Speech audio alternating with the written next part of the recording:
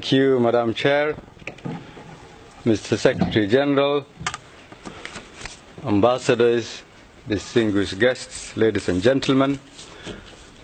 I want to start first by thanking you, Madam Chair and Secretary General, for inviting me. And I, of course, do feel home. It looks like home here, seeing the people I see. But I must admit that I would be really very glad to be welcomed by the chairperson here, but to be introduced by the Secretary General. So next time when I'm traveling, if I can ask you to come with me, that would be very good. Briefly, when I listened to you, I actually felt that was me you were talking about, but I don't think I'm that good. But it is an honor and privilege to be here. And as a founding member of this important organization, I am very proud to be able to join my brothers and sisters here and to be in a position to address you. And although this was from 1975, you still continue to carry what our previous leaders have started to do for our future. And we still yearn to build that potentiality of our people and ingenuity. Now, as a proud member of the organization, I represent a nation that you've heard about over the past 30 years. But we're going to go back a little first and start from where we started. We're going to start from early 50s and 60s. Somalia, who then was the first African democratic nation, a lead nation within our continent, found itself at a later stage a nation that has seen a lot of problems, challenges and trouble. And when you talk to people, they remember of Somalia of terrorism, pirates and humanitarian challenges and famine. There was a Somalia that was the frontier of African democratic leadership, rule of law and development, supported a number of other African countries to seek their independence, some of them who might be here. But then that history seemed to be lost and forgotten for a while, but we are here to reclaim that history. We're here to restore that origin of our nation and heal the wounds of the past 30 years. I am very grateful for Madam Chair's introductory remark of our President, who has been elected a little over a year ago. That election is a new hope and a light in our country and for the Somali people. So I'm going to tell you what we've been doing for the past year and a half or so, year and 3 months.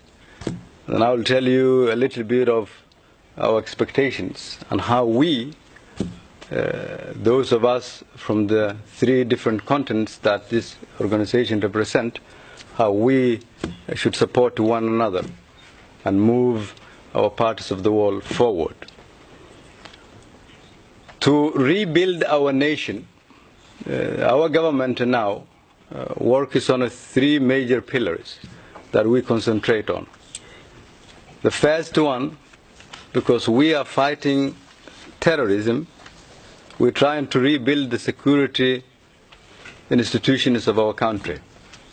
But for us, we have a new definition in terms of how to fight Shabab and terrorism. Fighting terrorism for us through military means will not solve the problems that we Somalis face, simply because we are fighting an enemy from within. You're fighting people who are your cousins and brothers and sisters who live within you, within your village, who are not be able to be distinguished from the ordinary citizens who go to work in the morning and come home in the evening. That's why for us to fight terrorism means to provide good governance, to fight corruption, to promote a culture where a government can have legitimacy and trust from its people, to ensure that there is an open and transparent allocation of resources, to have a justice model and system where people can feel comfortable, to make the government of Somalia be accountable to the people, a government that provides services to its people so that we seek legitimacy from our people and not from international outfits. Rebuilding our nation in terms of providing security for us means seeking acceptance from our people. Security, therefore, for us means we start from scratch, build step by step, and that is what our President and the rest of the leadership of the country has been doing. And over a year now, a period of a year, we've made significant strides and continue to move that nation forward. We cannot rebuild our security institutions without mentioning our brothers and sisters from the continent, the African Union, the AMISOM, whom some of them are here. Because of them and their services to our people and the sacrifices they made for the past 10 years, Somalia see now a future that hasn't been possible 10 years ago, or even 7 or 6 years ago. They paid the ultimate price, and we don't want their sacrifices to be in vain. That is why the President and I are committed to ensure that we restore the credibility and the dignity of the Somali people, so that people know Somalia, not what it is today or what it has been over the past 30 years, but what it can be. To continue with that, we've been reforming the economy of the country, because we've had a bad credit for more than 30 years. Zero access to the international financial institutions, no financial system that worked. But we had one thing that functioned in that country where nothing else to be found. For close to 30 years, when every institution of our country were destroyed in the early 90s, the productivity and the ingenuity of the Somali people never stopped because of the capacity of the Somali business community, both inside and outside the country. And they kept alive our nation, because you have this business structure that is built on one thing. That was the reason why our government were destroyed. With our business community has and had it for that 30 years, and that is trust among them. And that is the trust we are trying now to restore in our economy. Restore with the international financial institutions. Our country has a debt of more than $5 billion. That comes from the old regime, early 70s and 80s. And for a year or so now, we've satisfied every criteria that the international financial institutions, with a specific focus of IMF and the World Bank, has.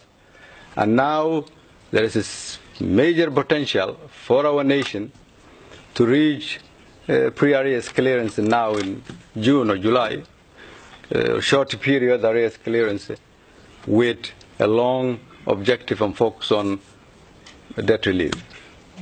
Rebuilding our financial institutions, reforming our central bank, promoting our business community, creating jobs, and developing our nation so that we have an infrastructure that allows our other African brothers and sisters can come to our country and rebuild it together with us. We say this because we don't see us poor.